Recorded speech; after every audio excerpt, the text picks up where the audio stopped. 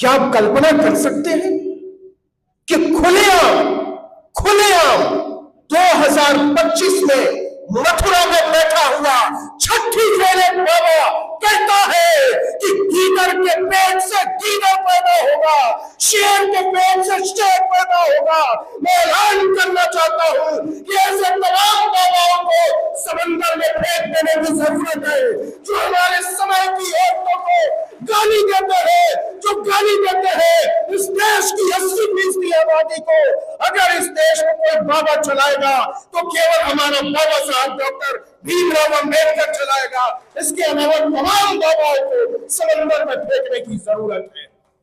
तुम्हारी हिम्मत कैसे होती है, तुम्हारी हिम्मत कैसे होती है हमारी औरतों को गाली बकने की? ये हिम्मत इसलिए होती है कि आपको पता है सत्ता ऐसे ही चलती है, आपको पता है कि इस देश को ऐसे चलाया जाना है। जरा सोच कर देखिए कि जो लोग इस देश को चलाना चाहते हैं, इस देश की सत्ता उनके हाथ में है।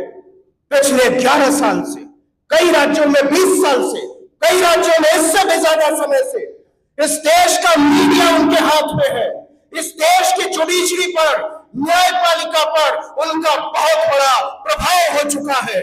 इस देश के अखबार उनके इशारे पर चलते हैं, इस देश के टेलीविजन के चैनल और एंकर उनके इशारे पर नाचते हैं। फिर किस बात की जरूरत है उनको? फिर वो क्या करना चाहते हैं? जरा सोचो। वे साजिश को वो इस देश में नदी की व्यवस्था लागू करना चाहते हैं, वो उस व्यवस्था को लागू करना चाहते हैं जिसमें जाति के आधार पर जूठे कपड़े धोए जाएंगे, जाति के आधार पर जूठे बर्तन धोए जाएंगे, फटे हुए